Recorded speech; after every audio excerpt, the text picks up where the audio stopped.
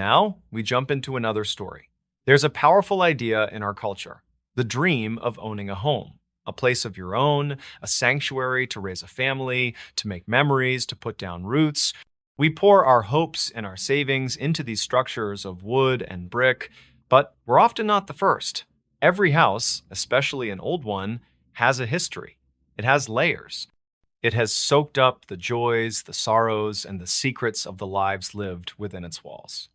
Most of the time, those are just quiet ghosts of memory. But this story is about a family who bought their dream home for a bargain, a foreclosed property in a quiet town. And in that house, they found a diary left by the previous owner.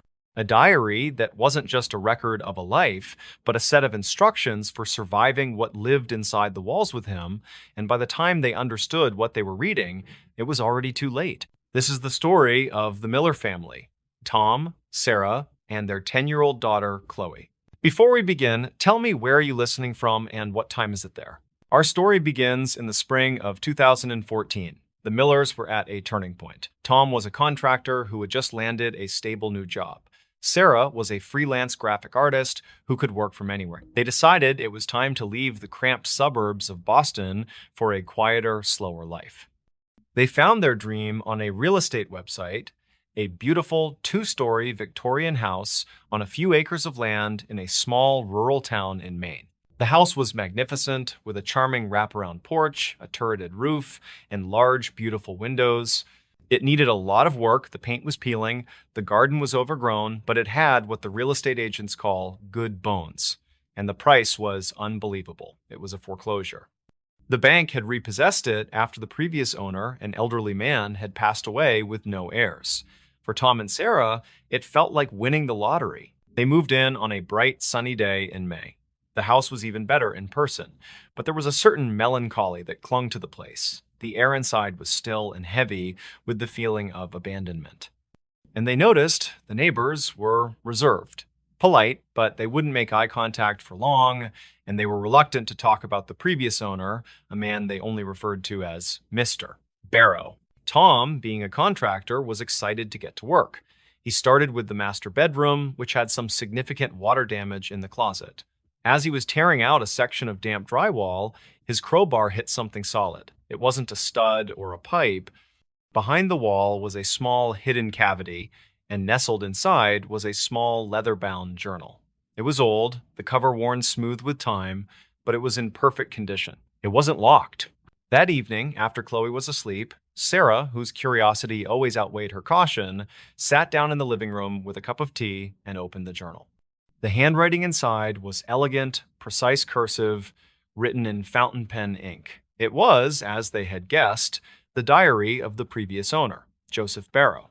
The first dozen entries were exactly what she expected. They were dated from 5 years prior. Joseph wrote about his quiet life with his wife, Mary.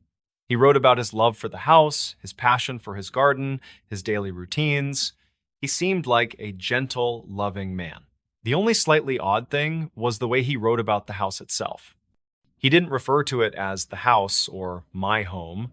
He called it by a name, the foundation, and he often wrote about it as if it were a living, breathing entity. An entry from his first week read, "The foundation is settling in around us. Mary says it's drafty, but I believe it is merely breathing. It seems content to have life within its walls again." Sarah read a few entries to Tom, who just shrugged. Old guy was probably just a bit eccentric. He said, "Every old house gets a nickname." They thought nothing more of it and put the diary on their nightstand. Over the next few weeks, life was good. Tom made progress on the renovations. Chloe loved her new big yard. But Sarah kept reading the diary, and she began to notice a slow, creeping change in the tone of Joseph's writing. About a year into his entries, Joseph wrote that his wife, Mary, had fallen ill. It was a strange, wasting sickness that the doctors couldn't diagnose. She was always cold, always tired, and she began to refuse to leave her bedroom. And Joseph's writing about the house began to shift from affectionate to fearful. An entry read, "Mary is weaker today. The chill in her bones will not leave. I believe the foundation is the cause. It has grown jealous of my love for her. It wants me for itself. I hear it groaning in the night, a hungry sound that comes up from the cellar." I might. This is where the story takes a turn from a sad tale of an old man's grief to something far more sinister. Joseph began to document a strange and specific set of rules. He believed they were a way to appease the house, to keep its malevolent energy at bay. The rules were bizarre. Rule 1, the cellar door must never be left open after sundown. The cold from the foundation rises at night. Rule 2, the foundation dislikes the color yellow. It is a garish, happy color that offends its quiet nature. Rule 3, all mirrors must be covered before sleep.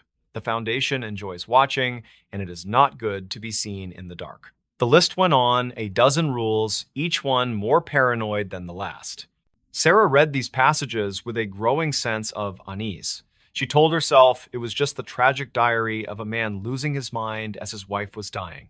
But then, small, unexplainable things started to happen in the Millers' new home. Chloe was the first to show a change. She was a happy, outgoing child, but she became quiet and withdrawn. She started spending hours in her room, whispering to someone who wasn't there. When Sarah asked who she was talking to, Chloe would reply with a smile, "Mr. Joe? He's my new friend. He lives in the walls, and he tells me the secrets of the house." Then, things that mirrored the diary began to occur. Tom and Sarah would wake up in the morning and find the cellar door, which they were certain they had locked, standing wide open, a wave of unnatural cold seeping into the kitchen. One day, Sarah bought a beautiful bouquet of yellow daffodils and put them in a vase on the dining room table. The next morning, every single flower was wilted and black, as if they had been dead for a week. The other flowers in the house were fine. Sarah, her nerves frayed, found herself subconsciously starting to follow Joseph's rules. She double-checked the cellar door lock before bed. She threw out the dead daffodils and made a mental note not to buy yellow ones again. She even started covering the mirror in their bedroom with a scarf. Tom noticed her strange new habits and grew concerned.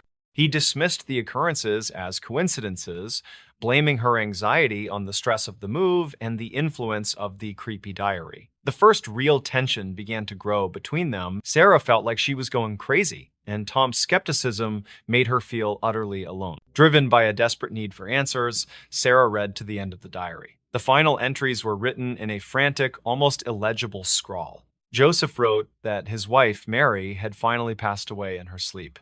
He didn't blame the illness, he blamed the house. He wrote that the house had consumed her warmth and was now stronger than ever. He wrote that it wouldn't let him leave, that every time he tried to pack his bags, a sudden violent accident would happen, a falling piece of plaster, a shattered window preventing his escape. The very last entry in the diary was the most terrifying of all. It was just a few sentences, written with a shaky hand. "Mary is gone, but the foundation is not satisfied. It requires a family to sustain it. It needs to be fed by the warmth of life. I cannot let it take another. If I cannot leave it, then I will join it. I will become its keeper. I will merge with its bones. My hunger will be its hunger, and I will keep the next family safe, so long as they follow the rules." Sarah dropped the diary as if it were on fire. She finally understood. Joseph Barrow hadn't just died of old age. He had done something to himself, some kind of dark ritual to merge with the house, believing he could contain the entity within it. The presence Chloe was talking to, Mr. Joe, wasn't a harmless imaginary friend. It was the twisted, hungry remnant of Joseph, now a permanent conscious part of the house itself. That very night, their nightmare truly began. Around 2 a.m., Sarah woke up to a strange noise. It was a faint, rhythmic scratching sound coming from inside the wall, right next to their bed. It was the same sound Joseph had described in his diary. She woke Tom, and he heard it too. It was real. As they both sat there, frozen in fear, the scratching stopped. And then, a low, masculine voice whispered from inside the wall, clear as day. It whispered one word: hungry. They grabbed Chloe from her room and spent the rest of the night huddled together in the living room, terrified. The next day, Tom, his skepticism finally shattered, agreed they had to leave. They booked a hotel and started frantically packing their most important belongings. That evening, as they were about to make their last trip out to the car, they realized Chloe was missing. She wasn't in the house, she wasn't in the yard. Panic set in. Sarah's mind raced back to the diary, to Joseph's obsession with the cellar. She knew, with a certainty, that chilled her to the bone where her daughter was. They ran to the cellar door in the kitchen. It was closed. But when Tom tried the handle, it wouldn't budge. It was as if it were sealed shut by an immense, unseen pressure. He threw his shoulder against it, but it was like hitting a wall of solid rock. And then they heard Chloe's voice from the other side of the door. But it was a strange, flat, monotone voice, devoid of all emotion. She was speaking to someone. "Yes, Mr. Joe," she said calmly. "I understand. A family must always live here. We have to feed the house." From all around them, from the very walls of the kitchen, a low, whispering voice echoed, the same voice they'd heard in their bedroom. It was the voice of Joseph Barrow. "You cannot have her," the house whispered. "She belongs to the foundation now. The house must be fed." The entire house groaned around them, a sound like a great beast waking from a slumber. Tom, in a desperate rage, threw his entire body against the cellar door again and again. In that moment of pure terror, Sarah's mind had a flash of clarity. She remembered the one thing the diary had said the house hated. The color yellow? It was a long shot, a desperate gamble based on a dead man's insane ramblings. But it was all she had. In the living room, among the boxes, was a can of bright canary yellow paint they had bought for Chloe's room. "Keep him busy!" she screamed at Tom. While Tom continued to pound on the door, drawing the house's malevolent attention, Sarah ran, grabbed the can and a paintbrush, and pried the lid open with shaking hands. She ran back to the cellar door and began to frantically slap the thick, bright yellow paint all over the wood. The reaction was immediate and violent. A low, guttural moan of what sounded like pure agony echoed through the entire structure. The whispering voice of Joseph screamed, a sound of rage and pain that seemed to shake the very foundations of the house. The pressure on the door vanished. Tom turned the handle and it swung open easily into the darkness below. He and Sarah scrambled down the steps and found Chloe standing at the bottom, in the center of the cold earthen floor, staring at a damp, crumbling section of the stone wall. She was dazed, as if waking from a dream. They didn't wait. They each grabbed one of her hands and fled. They ran out of the house, got in their car, and drove away without looking back, leaving all their belongings and their dream home behind them. The Miller family moved to a small, modern apartment in another state and began the slow process of healing. The house in Maine, once again, sits empty, the bank having foreclosed on it for a second time. But the story doesn't quite end there. The local police have been called to the property a few times by neighbors reporting lights turning on and off in the empty house. Teenagers, on a dare, have snuck onto the porch. They say that if you press your ear against the old walls of the house, you can still hear a man's voice whispering inside. He's still whispering his rules, preparing the house for its next family. But he's added a new one to his list, a rule he learned the hard way, whispered over and over again into the darkness: no yellow. The Foundation hates yellow. The Millers didn't destroy the entity, they just gave it a new piece of information. The trap is now smarter, it's more patient, and it's waiting for the next family to come looking for their dream home. In a remote, ice-cold valley in Norway, a place the locals call Death Valley, a hiker and his daughters stumbled upon a gruesome sight. It was the partially burned body of a woman, surrounded by a bizarre collection of objects, bottles, pills, and an umbrella, all arranged in a strange, almost ritualistic manner. When police arrived, they found that every single identifying mark had been systematically erased. The labels from her clothes were cut off, and even the fingerprints on her hands had been sanded away. For over 50 years, this woman has remained a ghost. Her case is a labyrinth of fake passports, wigs, coded messages, and Cold War intrigue. She is perhaps the most perfect unsolved mystery of the 20th century. She is the Isdal woman. Before we begin, tell me, where are you watching from? Drop it in the comments. It's always fascinating to see where these stories are heard. All right, if you're a fan of the strange, dark, and mysterious, you have certainly come to the right place.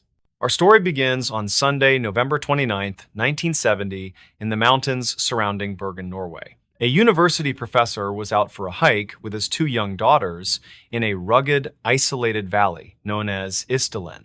The valley had a dark local reputation.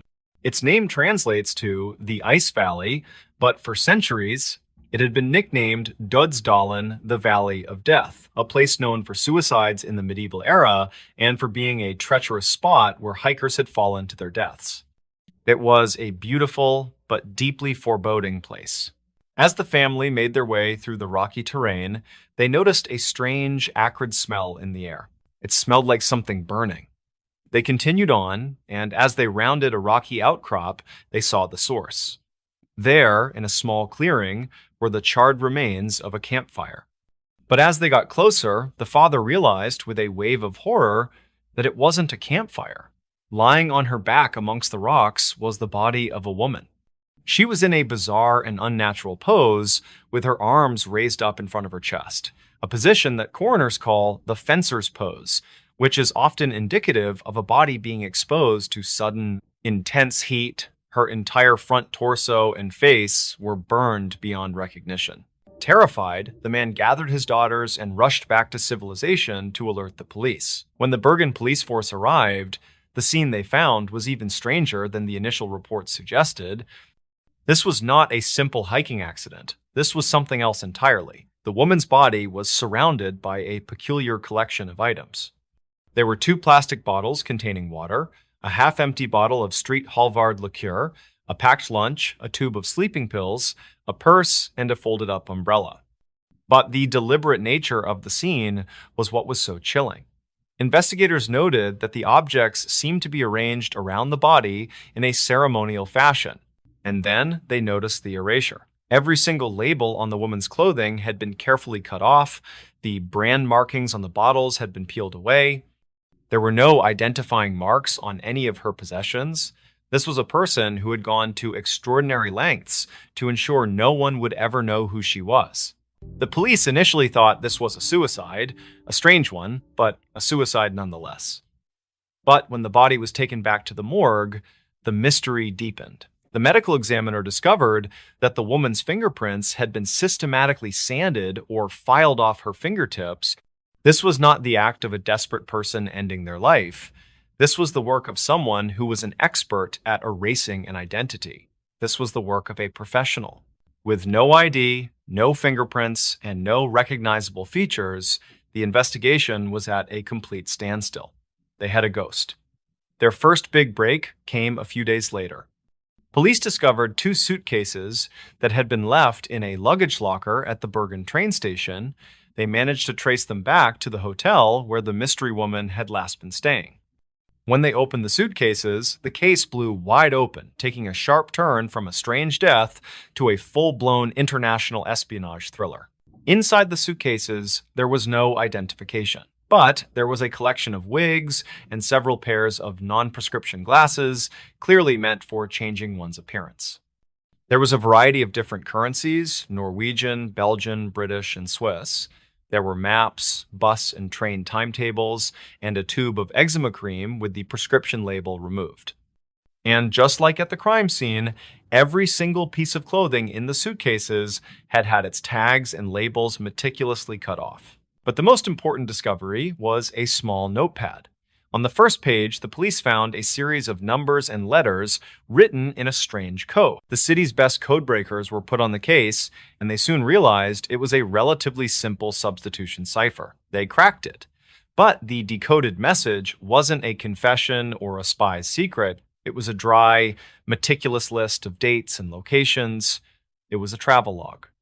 O25-030P, translated to October 25th to 30th Paris. N29, S2, O translated to November 29th, Stavanger. October 2nd, Oslo. It was the travel itinerary of a ghost. Using the decoded notepad and witness statements, the police began the painstaking process of retracing the woman's steps. And they discovered that she hadn't just been a ghost in death, she had been one in life, too. They found that she had traveled all over Europe, from Paris to Geneva to Oslo, using at least 8 different completely fake passports. She had checked into hotels under a series of aliases: Fenella Lork, Claudia Telt, Vera Jarley, Alexia Zarna Merches. Each name came with a different nationality and a different backstory. Handwriting analysis of the hotel check-in cards she had filled out confirmed they were all the same person. Witness descriptions from hotel staff across Norway and Europe began to paint a picture of this enigmatic woman. She was described as elegant, well-dressed, and always solitary. She spoke German, French, Flemish, and English, all with an unidentifiable accent. She always paid in cash and often requested to change rooms multiple times during a single stay. She was a woman who was an expert at being seen, but never known. Investigators were able to piece together her final days in Bergen. She checked into the Hotel Hordeheimen, staying in room 407. She told the staff she was a traveling saleswoman and antique dealer. She would often leave her room for long periods, and when she was there, she seemed paranoid, keeping the furniture pushed up against the door. After a few days, she checked out and moved to another hotel, and then another, a classic sign of someone trying to avoid being followed. The last time anyone saw her alive, she was checking out of her hotel on the morning of November 23rd. She paid in cash, and a taxi took her to the Bergen train station, where she put her 2 suitcases into a storage locker. After that, she seems to have vanished for several days. It's believed she was seen by a local man on the day she died, November 29th. He saw a well-dressed woman, not in hiking gear, walking ahead of him on the trail leading into Isdalen Valley. She had a look of fear on her face, and he noticed 2 large, dark-haired men in coats following her at a distance. He thought it was strange, but didn't want to get involved. He didn't report it to the police until after her body had been found. The autopsy revealed that the woman had died from a combination of 2 things. She had a massive amount of phenobarbital, a powerful sleeping pill, in her stomach, at least 50 pills, and she had died from carbon monoxide poisoning from the fire. Soot was found in her lungs, which meant she was still alive and breathing as the fire burned.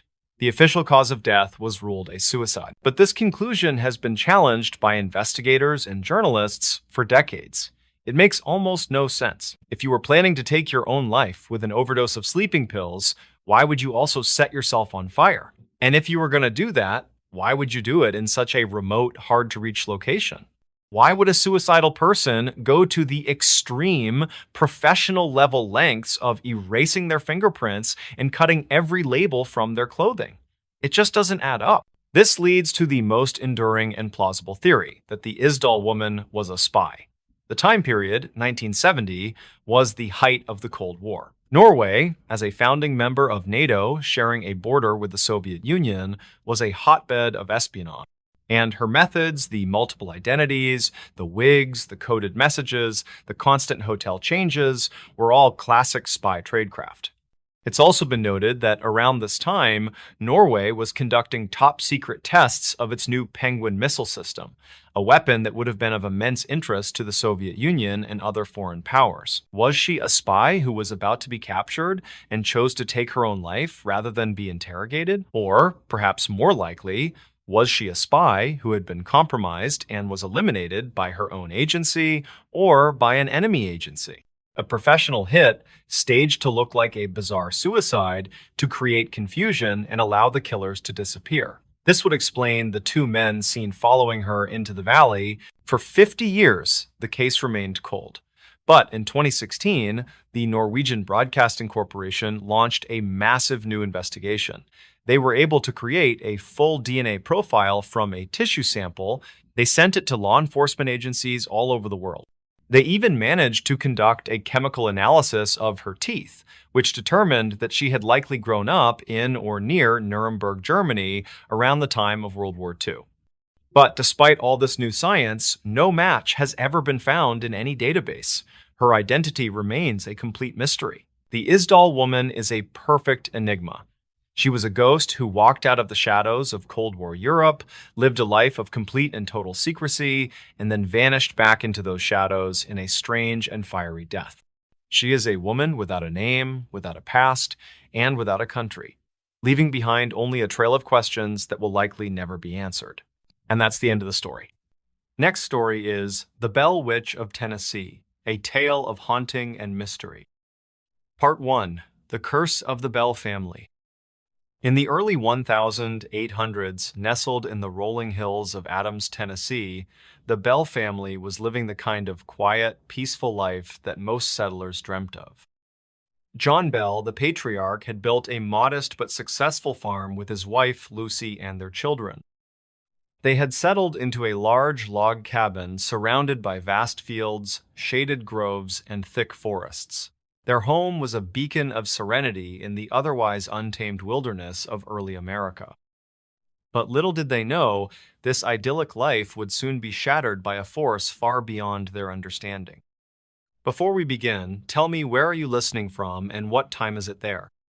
It all started in 1817 when strange and unexplainable events began to disturb the Bell family.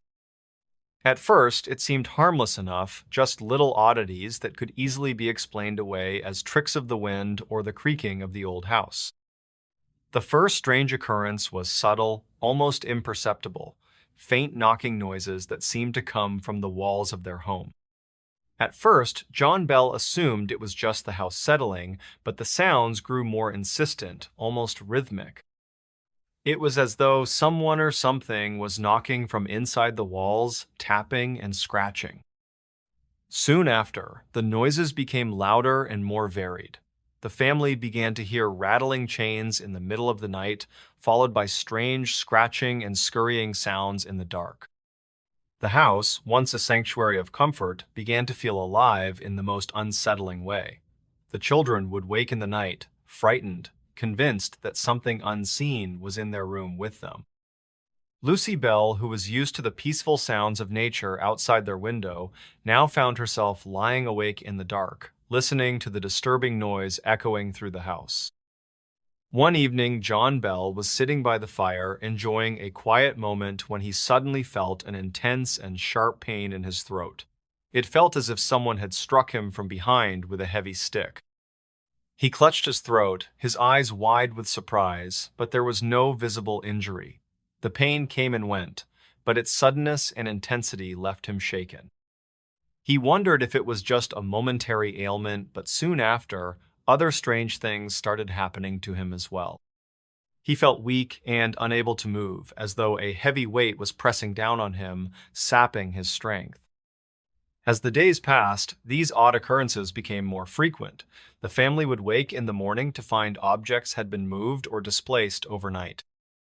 Chairs that had been neatly tucked under the table would be found overturned, and the household items that had once been in their proper place were now scattered about in a haphazard manner. At night, the sound of heavy footsteps pacing back and forth outside their door would keep them awake, their minds filled with dread and confusion. And always, lurking in the back of their thoughts, was the unsettling suspicion that something or someone was there with them. But the true horror began when the voice started. At first, it was a soft whisper, so faint that no one was certain it was real. The voice seemed to come from nowhere, and yet it was clearly audible. It would echo in the empty rooms, as though speaking directly to the Bell family. The voice was cold and mocking, calling their names and making strange, cryptic remarks. John Bell, who had been a man of reason and solid character, was now terrified. He tried to reason with the voice, but it mocked him, repeating the same words over and over. It wasn't long before the voice became louder, more insistent, and more threatening. The family soon learned that the voice wasn't just any ordinary spirit. It identified itself as the spirit of Kate Batts, a woman who had lived in the area and had once been involved in a bitter dispute with John Bell. According to local legend, Kate Batts had cursed John before her death, and now, from beyond the grave, she sought her revenge. She claimed that her death had been caused by John's actions, though the exact details of the curse were shrouded in mystery. It seemed that Kate Batts had returned not to haunt, but to torment. Her voice, now unmistakable, would call out to the Bells at all hours of the day and night. It was relentless, speaking not only to John and Lucy, but also to their children, taunting them, mocking their every move. The spirit made it known that it had no intentions of leaving. It was there to stay, and it wouldn't stop until it had what it wanted. As the days turned into weeks, the Bell family could no longer ignore the malevolent force in their home. It wasn't just the strange noises or the terrifying voice, it was the sense of dread that hung in the air like a heavy fog. The walls seemed to pulse with dark energy, and no one felt safe, even in the daylight. The family's once warm home now felt cold, its floors and walls filled with invisible eyes watching their every move. It wasn't just a haunting, it was a torment that felt personal, as though they had been chosen for this nightmare. What made the situation even more terrifying was that the Bell Witch didn't just speak to the family from a distance, it began to physically attack them. At night, John and Lucy would feel sharp, invisible forces pulling at their clothes, tugging at their hair, and slapping them across their faces. The children, especially Betsy, became the focus of the spirit's fury. Betsy, a young girl, would wake in the night, crying out in pain as her hair was violently pulled or her body was scratched and bruised by unseen hands. The Bell family, once proud and strong, was now terrorized by an invisible but very real enemy that seemed to know their every weakness. As the haunting grew more intense, the Bell family tried everything they could think of to rid themselves of the malevolent spirit. They called upon local ministers and spiritualists, hoping to find a solution, but nothing worked. The Bell Witch seemed to be one step ahead of them at every turn, its power only growing stronger. It was clear that the Bell family was in the grip of something far more sinister than any of them had ever imagined. What had started as small noises and whispers had transformed into a full-fledged nightmare. And the worst part? It seemed there was no way out. Part 2. The haunting intensifies. As the days passed, the Bell family's life turned into a waking nightmare. The once peaceful farm in Adams, Tennessee had become the battleground of a battle they couldn't fight, a battle against something invisible yet undeniably powerful. It wasn't just the sounds anymore, it was the overwhelming presence that seemed to hang over them, thickening the air and making their every breath feel labored. The Bell Witch had made it clear it was not going to leave. The terrifying voice that had once whispered now shouted with increasing frequency and malevolence. It mocked the family, repeating their names, ridiculing their every action. The words were more than just an annoyance, they were an attack, a mental and emotional torment that weighed heavily on the Bells.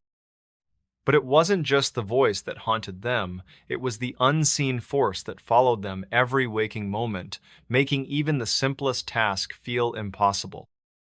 John Bell, the once proud patriarch, was struck with a sickness that no doctor could diagnose. His health deteriorated rapidly, and he grew weaker with each passing day. At first, his family thought it was just the stress of the haunting taking its toll, but as time went on, it became clear that something more sinister was at play. John was plagued by a strange, sensation-sharp, debilitating pains in his throat that felt like invisible hands strangling him. His body trembled, and he lost the strength to even sit up. It was as if the Bell Witch had cursed him with a slow, painful demise. In the midst of this growing terror, it was Betsy, John's young daughter, who became the focal point of the haunting's malevolent energy. The Bell Witch, seemingly fixated on her, began to physically torment her in ways that no child should ever endure. At night, Betsy would scream in agony as invisible hands clawed at her, pulling her hair and scratching her arms. Her once peaceful bedroom became a battleground, with the relentless spirit attacking her without mercy. One night, while Betsy was asleep, the Bell Witch escalated its attacks. It dragged her out of bed and threw her violently across the room as though an unseen force had picked her up and tossed her like a rag doll. The family, helpless and terrified, could only watch in horror as their daughter suffered. John and Lucy Bell, weakened and fearful, were powerless to protect their child from the unseen terror that had taken hold of their home. The ghostly torment didn't stop at physical violence. The Bell Witch began to speak directly to Betsy, taunting her with cruel words. It threatened to kill her, mockingly asking if she was afraid to die. The voice seemed to enjoy her suffering, reveling in the fear it caused. The witch seemed to delight in Betsy's pain, using her as a means of breaking the family's spirit. The situation grew worse as the Bell Witch began to attack not just Betsy, but other members of the family. John Bell, once a man of strength, found himself paralyzed, his body betraying him as the curse took hold. It wasn't just his physical health that deteriorated, it was his spirit. Each day he seemed more and more defeated, unable to fight the invisible force that tormented him. Lucy Bell, desperate to protect her family, sought out help from spiritualists, priests, and local leaders.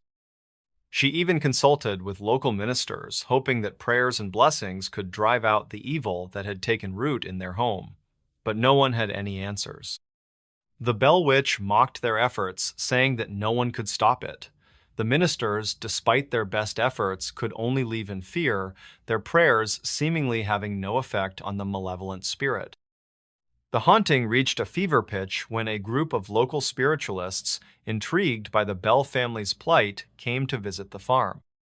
These spiritualists were well known for their work with the supernatural, and they believed that they could communicate with spirits. They arrived at the Bell farm, hoping to make contact with the entity that had been tormenting the Bells. What they didn't expect was that the Bell Witch was more than capable of revealing itself. The moment the spiritualists entered the Bell house, the witch began to make itself known with terrifying force. The voice shouted at them, demanding that they leave, mocking their feeble attempts to communicate with it. The witch spoke through the spiritualists, using their own voices to deliver cryptic, unsettling messages.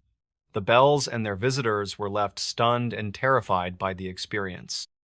But the most shocking revelation came when the Bell Witch, in an eerie display of power, began to answer questions that no one could have known the answers to. It revealed secrets about the Bell family, things that only the Bells themselves could have known, details of their personal lives, private moments, and even their darkest fears. The witch's knowledge was terrifying, and its ability to manipulate the family with such precision left the Bells feeling completely helpless.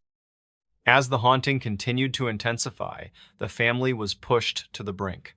Desperate and fearful for their lives, the Bells made the difficult decision to leave their home. But no matter where they went, the Bell Witch followed. It was clear now, the witch had chosen them, and it wasn't going to let them go. The townspeople of Adams, hearing about the Bell family's torment, began to whisper about the Bell Witch. Some believed it was a poltergeist, others thought it was a curse, but no one could explain the full extent of the supernatural force that had overtaken the Bell family's lives. The Bell Witch became a legend in the town, and the story of the Bell family's suffering spread far beyond the borders of Tennessee. With each passing day, the Bell Witch's power grew stronger, and it became clear that the family had no escape. The torment continued, day and night, wearing down their spirits. And yet, the family held on to one fragile hope, that somehow someone might find a way to put an end to the nightmare that had consumed their lives. But that hope would be tested in ways they never could have imagined. As the Bell Witch's grip tightened, the family had to ask themselves, was this a curse they could survive, or were they destined to be consumed by the malevolent force that had taken over their home? The nightmare was far from over. Part 3. The Final Confrontation and Legacy. As the haunting grew more unbearable, the Bell family's will to continue living in their own home seemed to wane. The once tight-knit family was now fractured, each member haunted by the relentless terror of the Bell Witch. The invisible force that tormented them seemed to have no end, no mercy, and no explanation. It wasn't just physical suffering anymore, it was emotional and psychological devastation, as the Bell Witch seemed determined to break their spirits in every way imaginable. The family's final attempt to confront the Bell Witch came in the fall of 1820. John Bell, though gravely ill, made one last effort to find peace for his family. He called upon a group of local spiritualists and religious leaders, hoping that, together, they might finally put an end to the curse. The group arrived at the Bell farm with hopeful resolve, but none of them knew the true power of the spirit they were about to face. The Bell Witch, who had already demonstrated its mastery over the physical and psychological realm, now prepared to reveal its final act of terror. As the group began to pray and perform rituals in an attempt to banish the spirit, the Bell Witch's voice erupted into the room. It mocked their efforts, taunted their prayers, and laughed at their attempts to cleanse the house. But it wasn't just words this time. The Bell Witch's presence filled the room like a tangible force, shaking the very walls of the house. The air grew thick with a sense of impending doom, and the temperature plummeted as though the room itself was being consumed by an icy chill. John Bell, who had been frail and weak for months, suddenly seemed to gain strength. He spoke to the group with urgency, asking them to continue the prayers. It was as if he knew that this moment would be the turning point. But just as it seemed that the Bell Witch might finally be banished, something shifted. The voice, now more furious and vengeful than ever, announced its most shocking declaration: "I have killed him." In a final, terrifying move, the Bell Witch claimed the life of John Bell. On December 20, 1820, John Bell dyed his body, weak, frail, and seemingly drained of life. The family, devastated by his death, believed that the curse had claimed him at last. His passing was swift and mysterious, and many suspected that the Bell Witch had somehow poisoned him, fulfilling its threat to take his life. John Bell's death sent shockwaves through the community. The family had suffered for years under the torment of the Bell Witch, and now, it seemed, the witch had finally claimed its prize. The news of John's death spread quickly through Tennessee, and the legend of the Bell Witch gained even more prominence. Local ministers, townsfolk, and curious onlookers flocked to the Bell farm, desperate to witness the haunting firsthand. Some believed that the witch's power was fading, while others feared that the worst was yet to come. But despite John Bell's death, the haunting did not end with his passing. The Bell Witch, now seemingly victorious, continued to torment the Bell family. However, Betsy, John's daughter, who had been the primary target of the witch's physical assaults, began to experience a change. The witch's hold on her seemed to loosen, and her attacks became less frequent. In the months following her father's death, Betsy decided to end her engagement to a local young man named Joshua Gardner, likely influenced by the Bell Witch's malevolent presence. Once this final break occurred, the torment seemed to cease entirely. By the summer of 1821, the Bell Witch's grip on the Bell family finally loosened. The family, weary and broken, left the farm for good. The house, once their home, was abandoned. The Bell Witch had won, but it had also left its mark on the Bell family and the town of Adams forever. Though the haunting had subsided, the legend of the Bell Witch did not fade. Stories of strange occurrences continued to circulate, and some locals claimed to have seen the ghostly figure of a woman walking through the woods near the Bell farm. Over time, the story of the Bell Witch became a cornerstone of American folklore, inspiring books, movies, and countless retellings. The question of whether the Bell Witch was a poltergeist, a vengeful spirit, or something far darker was never fully answered. In the years that followed, the Bell family moved away from the area, and the farm was eventually abandoned. However, the Bell Witch's legacy lived on. Tourists and ghost hunters still visit the site of the old Bell farm, hoping to catch a glimpse of the mysterious forces that once terrorized the Bell family. Some say they still hear the whispering voice of the witch in the wind, while others claim to see strange lights flickering in the woods at night. As for the Bell family, their names became synonymous with the supernatural, and their haunting story remains one of the most chilling in American history. The Bell Witch is remembered as a relentless, mysterious force that forever altered the lives of those who crossed its path.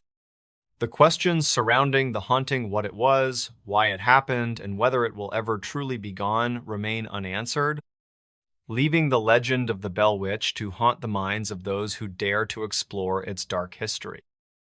The Bell Witch's curse may have claimed John Bell's life, but the haunting has never truly ended. The story lives on, echoing through the ages, a chilling reminder of the unknown forces that still lurk in the shadows, waiting for the next victim. The Bell Witch will forever remain a part of Tennessee's history, a dark chapter that continues to fascinate and terrify all who hear its tale. In the years just after the First World War, the city of New Orleans was a place unlike any other in America. It was a city of deep shadows and dazzling light, of old-world superstition and modern, vibrant music. It was the birthplace of jazz, a place where the air itself seemed to thrum with life.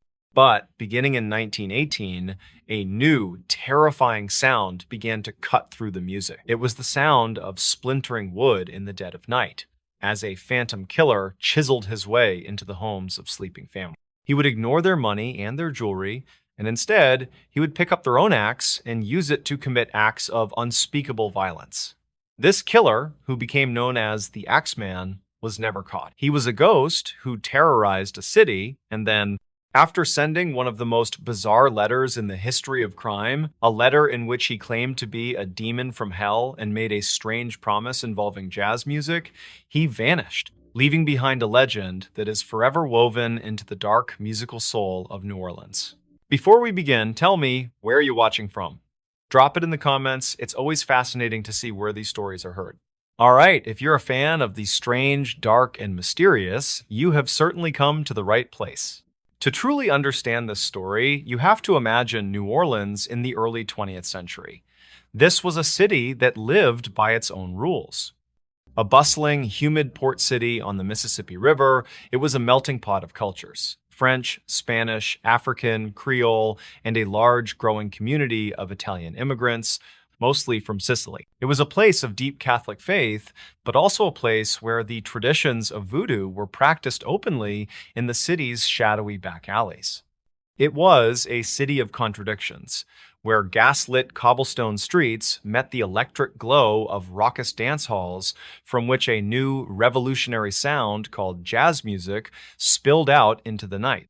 It was into this vibrant, chaotic, and superstitious world that the Axeman came. Our story begins on the morning of May 23rd, 1918. Two brothers, Jake and Andrew Maggio, walked to the small grocery store and saloon they owned with their other brother, Joseph, and his wife, Catherine. The store was located on the ground floor of a two-story building, with Joseph and Catherine's apartment directly above. When they arrived, they found the front door was locked, which was unusual. After getting no answer, they went around to the back and found a disturbing sight. The bottom panel of the back door had been chiseled out, creating a crude opening just large enough for a person to crawl through. A deep sense of dread washed over them. They managed to get inside and called out for their brother and his wife, but were met with a dead, oppressive silence. They climbed the stairs to the apartment, and the first thing they saw was their sister-in-law, Catherine, lying in a heap on the floor. Her throat had been cut so deeply that her head was nearly severed from her body. In a state of shock and horror, they stumbled into the bedroom. There, they found their brother, Joseph, lying in his bed, his head and face having been brutally crushed by a massive, powerful blow. The sheets were soaked in blood. The police were called, and the scene they found was one of both savage violence and strange, meticulous detail. In the bathroom, they found a bloody axe, the kind used for splitting wood, which belonged to the Maggios themselves. It had been left in the bathtub as if to wash away the evidence. On the floor of the bedroom, they found a straight razor, which they determined had been used to cut Catherine's throat.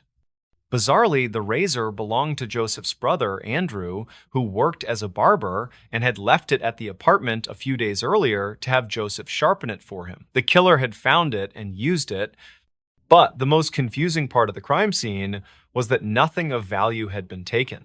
Money was left in the cash register downstairs. Jewelry in the apartment was untouched. This was not a robbery. This was something else. This was a crime of pure, unadulterated rage. The police investigation was chaotic from the start. They initially suspected Andrew Maggio, the owner of the razor, but he had a solid alibi. They had no witnesses and no fingerprints. The only real clue was a cryptic message found faintly chalked on the sidewalk a few doors down. It read, "Mrs. Maggio will sit up tonight just like Mrs. Tony."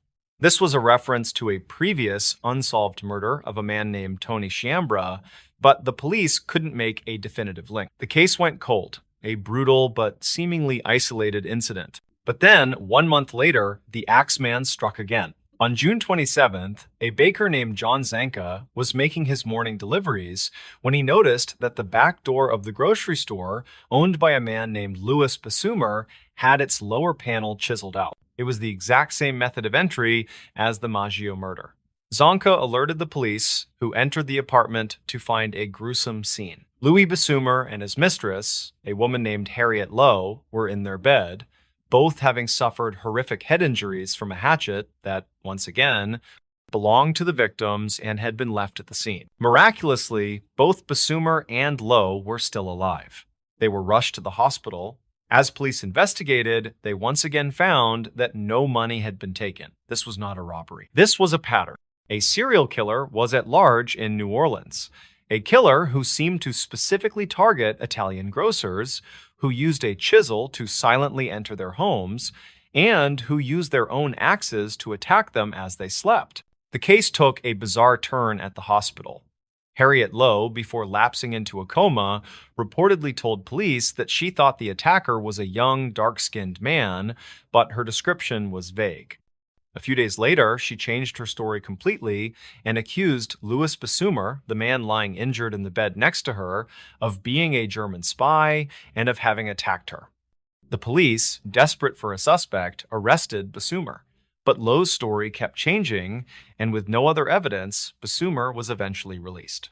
Harriet Lowe died a few days later, and the truth of what she saw died with her. The city of New Orleans was now gripped by fear. The Italian-American community in particular was terrified. They were being targeted, but they didn't know why. Many of them were recent immigrants who were already distrustful of the police, and they began to take matters into their own hands, arming themselves and forming vigilante groups to patrol their neighborhoods at night. The Axeman, however, remained silent for the rest of the summer. The city began to breathe a collective sigh of relief, hoping the nightmare was over. It wasn't. On March 10th, 1919, the killer returned with a vengeance, committing his most brutal and heartbreaking crime yet. The target was another Italian grocer, a man named Charlie Cortimiglia, who lived with his wife Rosie and their beautiful 2-year-old daughter Mary. That morning, their next-door neighbor heard screams coming from the Cortimiglia apartment. He rushed over to find a scene of unimaginable horror. Rosie was standing in the doorway, her head covered in blood, holding the lifeless body of her daughter Mary. Inside, on the bed, lay her husband, Charlie, also severely injured. The little girl, Mary, had been killed by a single, powerful blow to the head as she slept in her mother's arms. Charlie and Rosie were rushed to the hospital, where they eventually recovered. Once again, the killer had used the victim's own axe and had entered by chiseling out the back door panel. The murder of a 2-year-old child sent a wave of pure terror through New Orleans.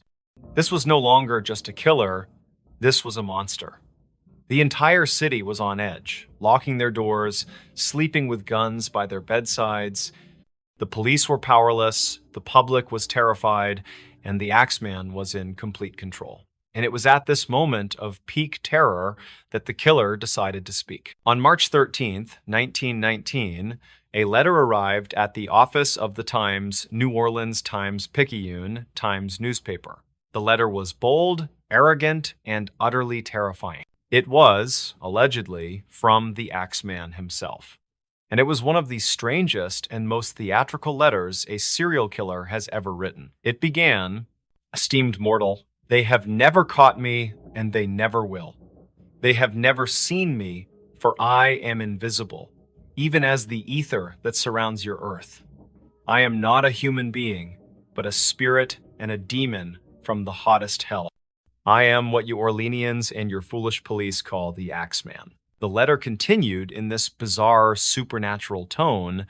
The author claimed to be a close relative of the Angel of Death and bragged about his power over the city. But the most famous part of the letter was the strange and specific promise he made. He wrote, "Now, to be exact, at 12:15 earthly time on next Tuesday night, I am going to pass over New Orleans. In my infinite mercy, I am going to make a little proposition to you people. Here it is. I am very fond of jazz music, and I swear by all the devils in the nether regions that every person shall be spared in whose home a jazz band is in full swing at the time I have just mentioned. If you have a jazz band going, well, then it is your good fortune, but if you haven't got a jazz band and you are alone on Tuesday night, then you will get the axe. The letter was published in the paper, and the city went wild. No one knew if it was a genuine letter from the killer or a sick prank. But in a city steeped in superstition and fear, no one was willing to take the chance. And so, the night of Tuesday, March 19th, 1919, became a legendary night in the history of New Orleans. It was the night the entire city threw a party to save their own lives. Every dance hall, every saloon, every restaurant was packed to the rafters. Professional jazz bands played until their fingers were sore. But it wasn't just the public venues. In private homes all across the city, people threw Axeman parties. Families who owned a gramophone played their jazz records as loud as they could, opening their windows so the sound would spill out into the street. Those who didn't have a record player played pianos, banged on pots and pans, anything to make a joyful, jazzy noise. The entire city, from the wealthiest mansions to the poorest shacks, was alive with the sound of music. A citywide musical exorcism designed to keep the demon at bay. And it worked. On that night, the city of New Orleans held its breath and the music played on. And the Axeman, true to his word, did not strike. The Axeman would kill one more time in October of 1919. But after that, the attacks simply stopped. As mysteriously as he had appeared, the Axeman vanished. He was never identified, never caught. For decades, theories have swirled. Was he a lone sadistic madman with a grudge against Italian immigrants? Was it a series of mafia hits disguised to look like the work of a single serial killer? Or was he, as his letter claimed, something not quite human? We will never know. The Axeman of New Orleans remains a phantom, a boogeyman whose legend is forever intertwined with the city he terrorized. A city that, for one strange and unforgettable night, fought back against a demon with the only weapon he seemed to fear, a loud, defiant, and joyful noise. In the history of crime, there are few stories as audacious and as perfectly cinematic as this one. It's the story of a man who, on the eve of a major holiday, walked onto an airplane dressed in a business suit, ordered a drink, and then quietly carried out the most daring act of air piracy in American history. He wasn't violent, he wasn't loud, he was calm, polite, and completely in control. He demanded a fortune in cash and 4 parachutes, and then, in the middle of a raging storm, he did the unthinkable. He opened the rear door of the commercial airliner at 10,000 feet and leaped out into the black, freezing wilderness below, vanishing without a trace. He became a ghost, a legend, and an American folk hero. This is the story of D.B. Cooper. Before we begin, tell me, where are you watching from? Drop it in the comments. It's always fascinating to see where these stories are heard. All right, if you're a fan of the strange, dark, and mysterious, you have certainly come to the right place. Our story begins on Wednesday, November 24th, 1971, the day before Thanksgiving. The airports were bustling with people heading home for the holiday. Air travel in 1971 was a vastly different experience than it is today. Security was minimal, there were no metal detectors, no baggage scans. You could walk up to a counter, pay in cash, and walk right onto a plane. And that is exactly what a man did that afternoon at Portland International Airport in Oregon. He approached the ticket counter for Northwest Orient Airlines and bought a one-way ticket for the short 30-minute flight to Seattle, Washington. He was in his mid-40s, about 6 feet tall, and was dressed conservatively in a dark business suit, a crisp white-collared shirt, and a narrow black tie held in place with a mother-of-pearl tie tack. He paid for his ticket in cash and gave his name as Dan Cooper. He was assigned to seat 18C. He was, by all accounts, completely and utterly unremarkable. He boarded the plane, a Boeing 727, and took his seat. The flight was only about a third full, carrying 36 passengers and a crew of 6. As the plane taxied for takeoff, he did what any businessman on a flight would do. He calmly lit a cigarette and ordered a bourbon and soda. The flight attendant who served him, a 23-year-old woman named Florence Schaffner, would later describe him as quiet, polite, and rather nice. The plane took off from Portland at 2:50 p.m., climbing into the gray, overcast skies of the Pacific Northwest. Everything was perfectly routine. A few minutes into the flight, as the plane ascended towards its cruising altitude, Cooper made his move. He caught Florence Schaffner's eye and beckoned her over. As she leaned in, he handed her a folded piece of paper. In that era, it wasn't uncommon for businessmen to flirt with flight attendants, often by passing them a note with their phone number on it. Florence, assuming this was the case, simply smiled and slipped the note unread into her purse. Cooper leaned closer. "Miss," he said quietly, his voice calm and without a hint of aggression, "you'd better look at that note. I have a bomb." Florence was taken aback. She opened her purse and unfolded the note. The message, written in neat, all-capital letters with a felt-tip pen, was clear and direct. It said that he had a bomb in his briefcase, and that he wanted her to sit next to him. Stunned, Florence did as she was told, taking the empty seat beside him. She asked to see the bomb. Cooper calmly unlatched his black attaché case, opened it just enough for her to see inside, and then closed it again. In that brief moment, she saw what looked like 8 red sticks, which she assumed were dynamite, a large battery, and a tangle of wires. The threat was real. Cooper then stated his demands, all of which he wanted her to write down and take to the captain. His demands were incredibly specific, suggesting he was not an amateur. He wanted $200,000 in unmarked, non-sequential $20 bills. He wanted 4 parachutes, 2 primary, main parachutes, and 2 reserve parachutes. And he wanted a fuel truck standing by in Seattle to refuel the plane upon their arrival. He then calmly closed his briefcase and put on a pair of dark sunglasses. Florence took the note to the cockpit and informed the captain, William Scott. The captain immediately contacted Seattle-Tacoma Airport Air Traffic Control, who in turn alerted the local police and the FBI. The president of Northwest Orient Airlines, Donald Nyrup, made the decision to cooperate fully. The passengers' lives were worth more than the money.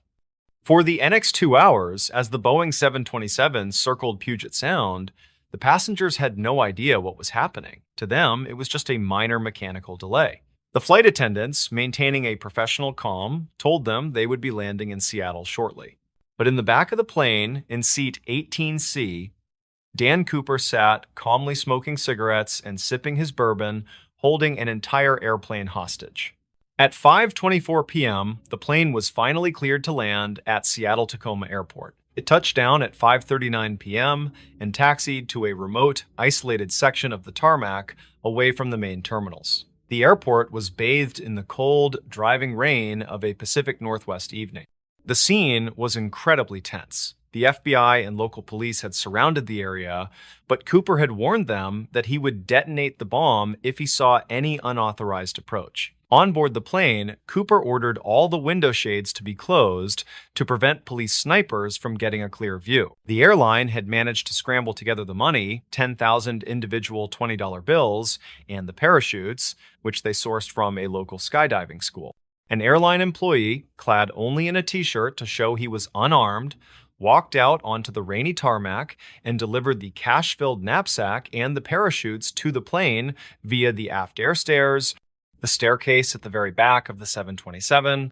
Once Cooper had confirmed the delivery, he made good on his word. He calmly allowed all 36 passengers, along with the flight attendant Florence Schaffner and another senior flight attendant, to deplane.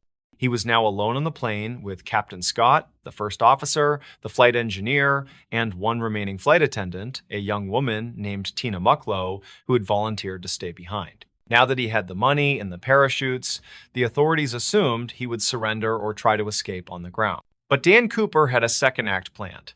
He informed the cockpit crew of his new flight plan. He wanted them to take off again and fly to Mexico City. But he gave them a very specific and very strange set of instructions on how to fly the plane. He demanded that they fly at an altitude below 10,000 feet. He wanted the wing flaps to be locked at a 15-degree angle, and he wanted the landing gear to remain down. And, most crucially, he demanded that the cabin remain unpressurized. To the average person, these instructions would sound bizarre.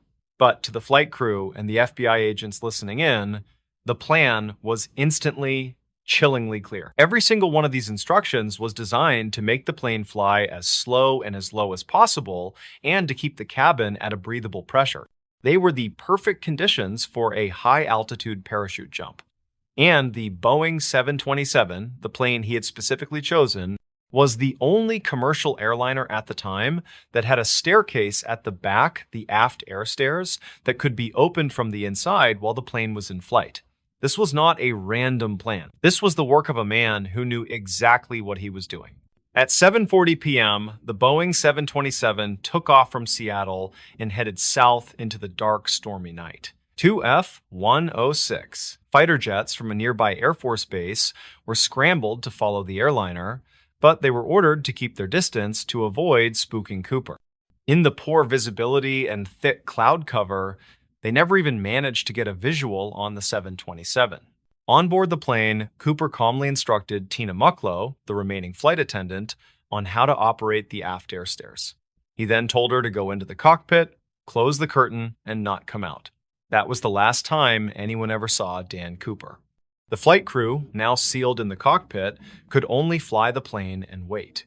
At approximately 8 p.m., a warning light flashed on in the cockpit, indicating that the aft air stair had been opened. The pressure in the cabin fluctuated. Then, at 8:13 p.m., as the plane flew through a violent thunderstorm over the dense, rugged wilderness of southwestern Washington, the tail section of the aircraft was suddenly jolted by a subtle upward movement. The crew knew what it meant. Dan Cooper had jumped. With $200,000 strapped to his body, he had leaped from the back of a commercial airliner into a freezing, pitch-black, and stormy night, and vanished into American folklore. The FBI immediately launched one of the largest, most expensive, and longest-running investigations in its history, codenamed NORJAC, for Northwest hijacking. The first challenge was figuring out exactly where he had jumped. Based on the flight path and the moment the tail section jolted, they were able to narrow it down to a remote, heavily forested, mountainous area on the border of Washington and Oregon. They sent in hundreds of soldiers to conduct a massive ground search, but the terrain was some of the most unforgiving in the country. It was a dense, tangled wilderness, and the search turned up absolutely nothing. No parachute, no briefcase, no money, and no body. The only physical evidence they had was what Cooper had left behind on the plane. They found his black clip-on tie, his mother-of-pearl tie tack, and 8 Raleigh cigarette butts. For decades, these items yielded few clues. But in the 2000s, forensic investigators were able to isolate a partial DNA profile from the tie. The problem was, with no body and no identified suspect, they had nothing to compare it to. For 9 long years, the case was completely cold. It seemed the mystery of D.B. Cooper, a name, by the way, that was the result of a media miscommunication, but it stuck, would never be solved. And then, in February of 1980, a small miracle occurred. An 8-year-old boy named Brian Ingram was on a family vacation digging a fire pit on a sandy beach along the Columbia River, a spot called Tennebar. About 5 inches down in the sand, his fingers hit something. It was 3 rotting bundles of cash. When his family took the money to the police, the FBI confirmed the impossible. The serial numbers on the $20 bills were a perfect match for the Cooper ransom money. They had found nearly $6,000 of it. The discovery should have been a massive breakthrough, but instead, it only deepened the mystery. Tennebar was miles away from the primary jump zone that the FBI had calculated. How did the money get there? Scientists analyzed the diatoms on the bills and determined that the money had not been buried, but had washed ashore. This led to a theory that Cooper had landed in the Columbia River, or one of its tributaries, and drowned, and that the money had been washed downstream over the years. But if that was the case, where was the rest of the money? And where was Cooper? Over the years, the FBI investigated over 800 suspects. The list included experienced paratroopers, career criminals, and even a woman who claimed Cooper was her husband who had confessed on his deathbed. But the most compelling suspect was a man named Richard McCoy Jr., a Vietnam veteran and skydiving enthusiast who, just 5 months after the Cooper hijacking, pulled off a nearly identical crime. He hijacked a plane, demanded $500,000 and 4 parachutes, and jumped out over Utah. He was caught 2 days later. While the similarities were striking, the FBI eventually ruled him out. His physical description didn't quite match, and he had a solid alibi for the night of the Cooper hijacking. In July of 2016, after 45 years of dead ends, the FBI officially closed the active investigation into the D.B. Cooper case. It remains the only unsolved act of air piracy in American history. The central question has always been, did he survive the jump? The FBI has long maintained that he almost certainly died. He jumped at night into a thunderstorm with winds over 200 miles per hour into freezing temperatures. He was wearing a business suit and loafers. The terrain below was a dense mountainous forest. The odds of survival were almost zero. But that conclusion has never satisfied the public. The story of D.B. Cooper is the story of an ordinary man who pulled off an extraordinary crime with a cool, calm, and almost gentlemanly demeanor. He became a folk hero, a symbol of rebellion against the system. People wanted to believe he was out there, somewhere, enjoying his fortune on a beach in Mexico. The truth is, we will never know. Dan Cooper, whoever he was, stepped out of that airplane and into thin air, leaving behind an empty seat, a baffling trail of clues, and one of the most perfect, strange, and mysterious legends in the annals of American crime. There are certain fundamental laws of nature that we take for granted. Fire, for example, is a predictable force. It needs fuel, it needs oxygen, and it needs a source of ignition. When it burns, it spreads. It consumes what's around it, leaving a wide path of destruction. But what if there was another kind of fire? A fire that breaks all the rules we think we know. A fire that can erupt from within a human body, burning it to a pile of fine ash at temperatures hotter than a professional crematorium, yet leave a stack of newspapers on a table right next to the victim, completely untouched. For centuries, stories have been told of this phenomenon, dismissed as folklore or superstition. But the photographic evidence and the baffled testimonies of seasoned fire investigators and forensic experts tell a different story. They tell a story of a terrifying, logic-defying mystery, the story of spontaneous human combustion. Before we begin, tell me, where are you watching from? Drop it in the comments. It's always fascinating to see where these stories are heard. All right, if you're a fan of the strange, dark, and mysterious, you have certainly come to the right place. Our first, and perhaps most iconic case, takes us to a sunny retirement community in St. Petersburg, Florida. The year was 1951. In a small, unassuming apartment lived a 7-year-old widow named Mary Reeser.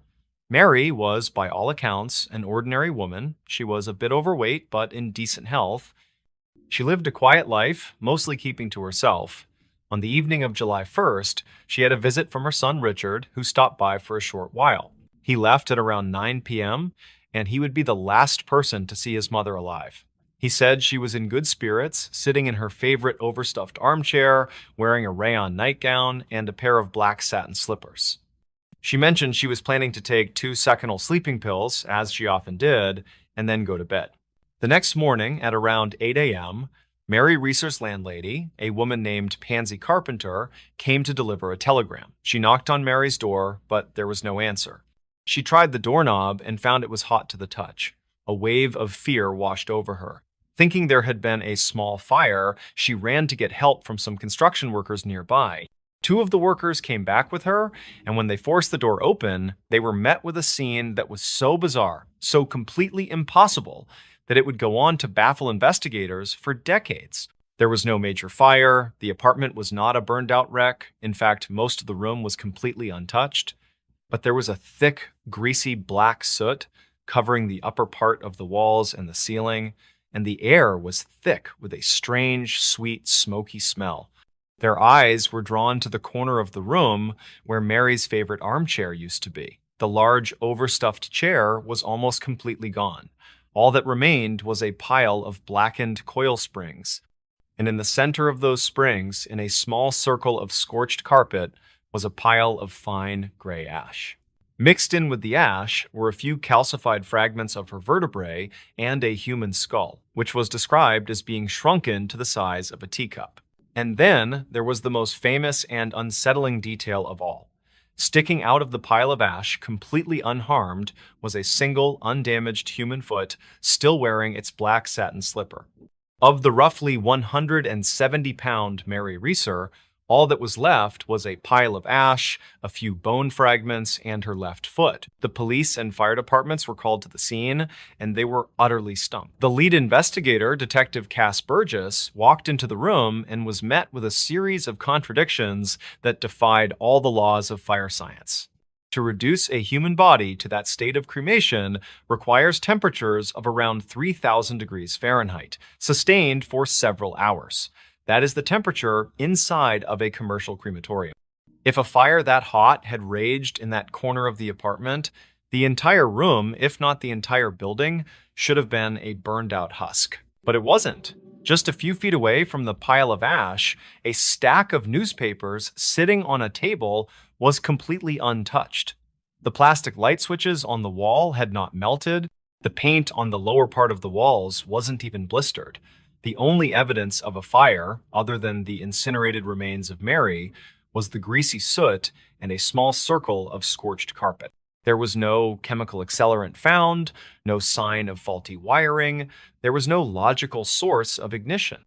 It was as if an incredibly intense, localized fire had erupted in the very spot where Mary was sitting, consumed her almost completely, and then simply extinguished itself. The case became so bizarre that the local police sent a box of the evidence, including the ash and bone fragments, to the FBI for analysis. They even brought in a physical anthropologist and fire expert named Dr. Wilton Krogman. After examining the scene and the evidence, Dr. Krogman was completely baffled. He would later be quoted as saying, "I have never seen a case like it. I find it hard to believe that a human body, once ignited, will literally consume itself. I cannot conceive of such complete cremation without more burning of the apartment itself." He famously concluded, "This is the most unusual thing I've ever seen.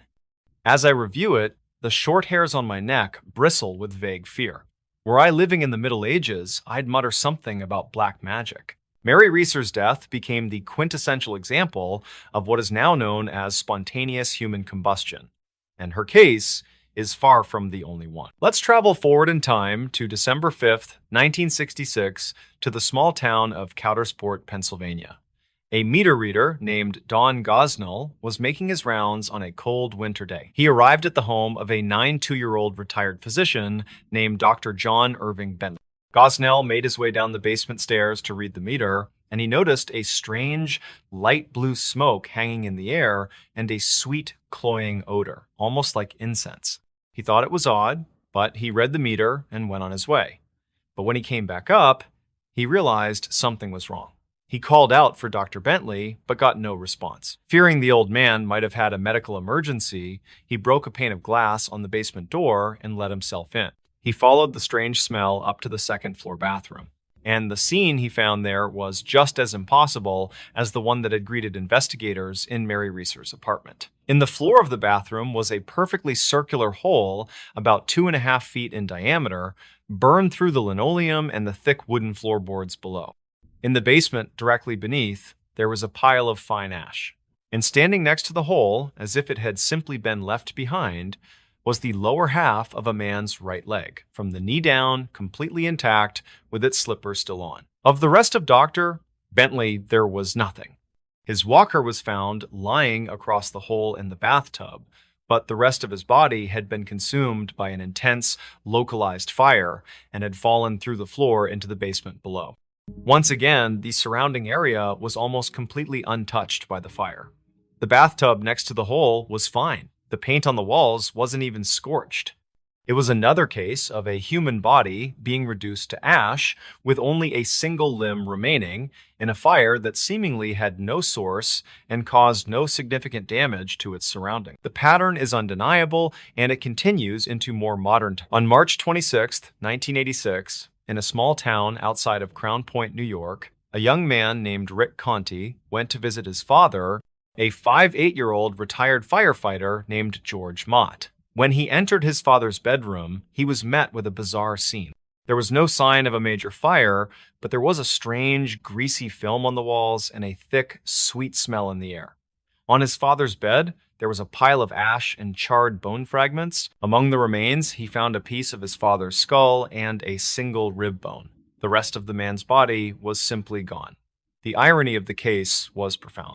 A man who had spent his entire life fighting fires had seemingly been consumed by one that defied all explanation. The bed sheets around the pile of ash were barely even singed. The rest of the room was pristine. So what is going on here? For centuries, these incidents were dismissed as acts of God or works of the devil, but in modern times, science has proposed a theory that, on the surface, seems to explain these bizarre events. It's called the Wick effect. The theory of the Wick effect posits that the human body can, under a very specific set of circumstances, act like an inside-out candle.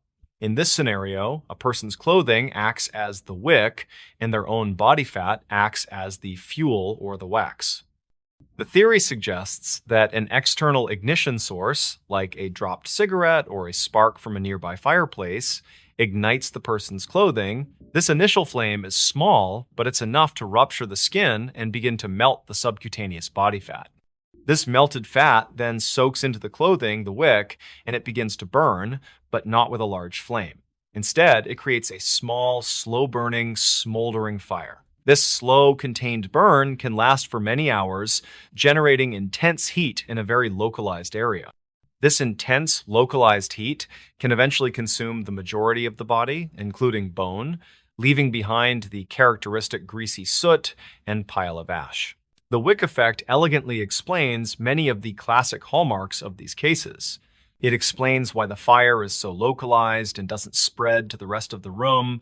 It explains why there is so much greasy soot, and it explains why extremities with less body fat, like the lower legs and feet, are often left behind, untouched by the flame.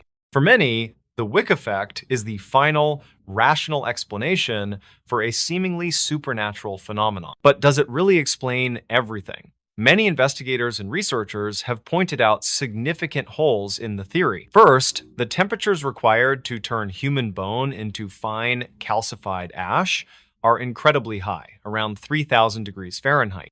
While a smoldering wick effect fire can get hot, many argue it cannot consistently reach the temperatures needed for such complete cremation.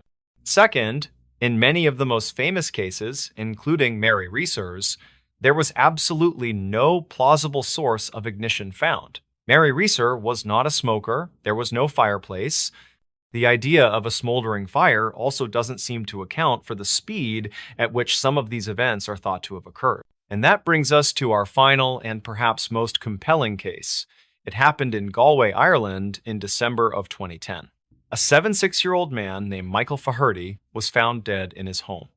A neighbor had been alerted by a smoke alarm and had seen smoke coming from the house. When the fire department arrived, they found Michael's completely incinerated body lying on his back on the floor of his living room. The fire that had consumed him had been so intense that it had also burned the ceiling directly above him and the concrete floor directly beneath him. But the rest of the room, including furniture just feet away, was completely untouched. The Irish police launched a full investigation. They found no signs of an accelerant. They ruled out any conventional explanation for the fire. The case was turned over to the coroner, a man named Dr. Ciaran McLaughlin. After reviewing all the evidence from the scene and the full autopsy report, Dr. McLaughlin did something almost unprecedented in modern forensic history. He officially recorded the cause of death for Michael Faherty as spontaneous combustion. He stated in his official report that after a thorough investigation, he had found no other adequate explanation for the death. So where does that leave us? We are left with a phenomenon that seems to defy logic. We have a compelling scientific theory that explains many, but perhaps not all of the details. And we have hundreds of documented cases stretching back centuries that describe a terrifying and consistent pattern: a human body burning to ash with an inexplicable, intense, and localized fire. It is a mystery that pits our rational understanding of the world against a series of impossible and horrifying facts. Is it possible that under some rare and unknown set of biological circumstances, the human body can become its own funeral pyre? The science says no. But cases like that of Mary Reeser, Dr. John Bentley, and Michael Faherty suggest that sometimes reality is far stranger and far more terrifying than fiction. There's a special kind of horror that belongs to the sea. It's the horror of the vast, empty expanse, the knowledge that a person can vanish into the blue and never be seen again. And no story captures this terror quite like that of the ghost ship, a vessel found sailing perfectly on its own with no one at the helm. In 2007, off the coast of Australia, a modern high-tech yacht was discovered drifting aimlessly in the Coral Sea. When authorities boarded it, they were met with a scene of profound and unsettling mystery. The engine was running, a laptop computer was on, and a meal was set on the table as if the crew was about to sit down to eat. All the life jackets were accounted for. There was no sign of a struggle, no sign of damage. The only thing missing was the boat's three-man crew. They had vanished into thin air, leaving behind a floating time capsule of their final ordinary moments and creating one of the most baffling maritime mysteries of our time. Before we begin, tell me, where are you watching from? Drop it in the comments. It's always fascinating to see where these stories are heard. All right, if you're a fan of the strange, dark, and mysterious, you have certainly come to the right place. Our story is about three friends from Western Australia who were about to embark on the trip of a lifetime. The leader of the group was 56-year-old Derek Batten, known to his friends as Des. Des was the proud owner of a brand new 12-meter catamaran he had named the Caz 2. He was a retired businessman who had been passionate about sailing for years. He wasn't a world-class sailor, but he was experienced and competent, and he had spent months preparing the Caz 2 for a grand adventure. His plan was to sail the boat from the east coast of Australia all the way around the top of the continent and back home to Perth. It was a journey of thousands of miles, a dream trip he had been planning for years. To join him on this epic voyage, Des had invited his neighbors and good friends, two brothers named Peter and James Tunstead. Peter was 69 years old, and his younger brother James was 63. They were both retired and eager for an adventure. But there was one crucial detail that would become a central point in the mystery that was to follow. Unlike Des, the Tunstead brothers were not experienced sailors. They had some basic knowledge of boating, but they were essentially landlubbers, along for the ride and to help out where they could. The safety and navigation of the Times, Caz 2 times, rested almost entirely on the shoulders of its skipper, Des Batten. On Sunday, April 15th, 2007, the three men set off. They departed from a marina in Airlie Beach, a popular tourist town on the coast of Queensland. The weather was perfect, the seas were calm, and the men were in high spirits. We know this because they documented their departure on a handheld video camera. The footage they shot that morning is both heartwarming and, in retrospect, incredibly haunting. It shows the three friends smiling and laughing, giving a tour of their new boat. They film the coastline as they pull away from the marina. Des is at the helm, looking confident and happy. The brothers are seen baiting fishing lines. It's a perfect picture of hope and excitement, the beginning of a grand adventure. It is also the last time any of them would be seen alive. For the next 3 days, the Times Caz 2 times sailed north, up the coast into the vast blue expanse of the Coral Sea.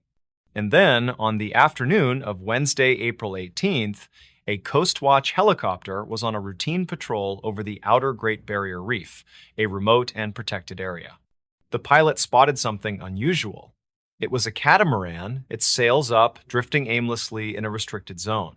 The pilot tried to make radio contact with the vessel, but received no reply.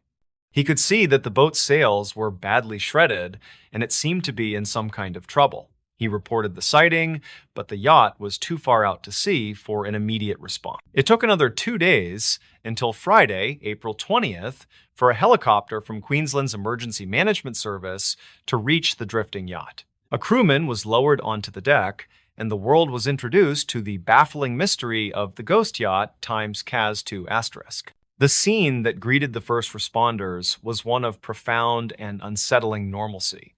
This was not the scene of a disaster. The boat was not damaged. There were no signs of a struggle, no signs of foul play.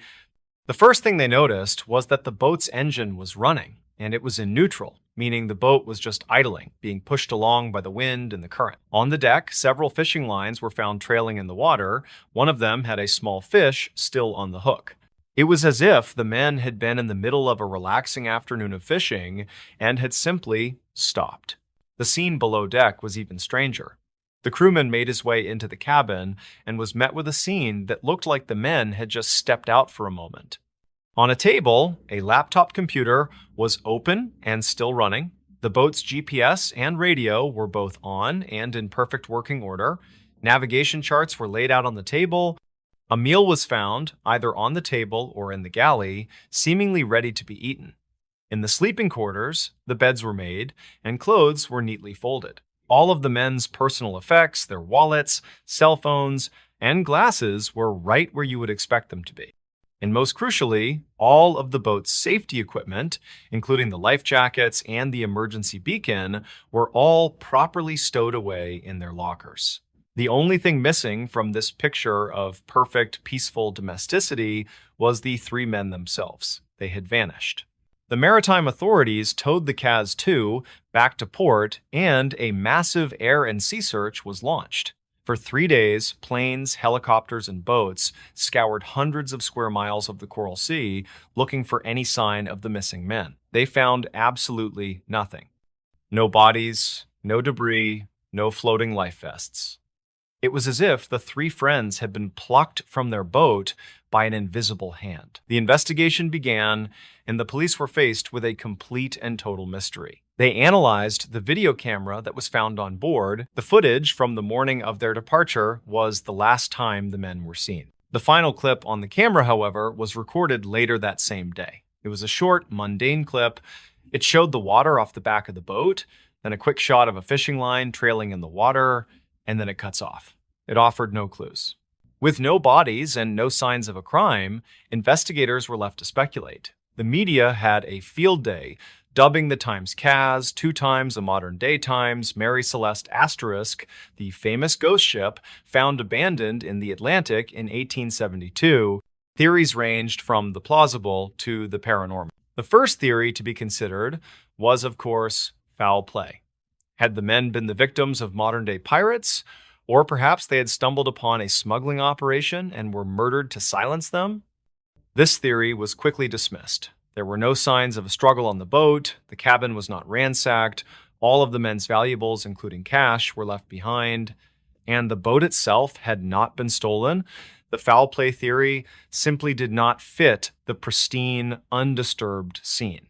The next theory was that the men had staged their own disappearance. Perhaps they wanted to escape their lives and start over somewhere new. This, too, was quickly ruled out. These were not men in trouble. They were retirees, looking forward to their golden years. Des Batten had a wife of over 40 years and was close with his family. There were no financial problems, no secret lives to escape from. The idea that these three men in their 50s and 60s would concoct such an elaborate and cruel hoax on their families was deemed to be almost impossible. Another popular theory was that the boat had been hit by a freak wave or had encountered a sudden, violent squall. In this scenario, all three men could have been on deck at the same time and been washed overboard by a single, massive wave. This is a plausible event in the open ocean.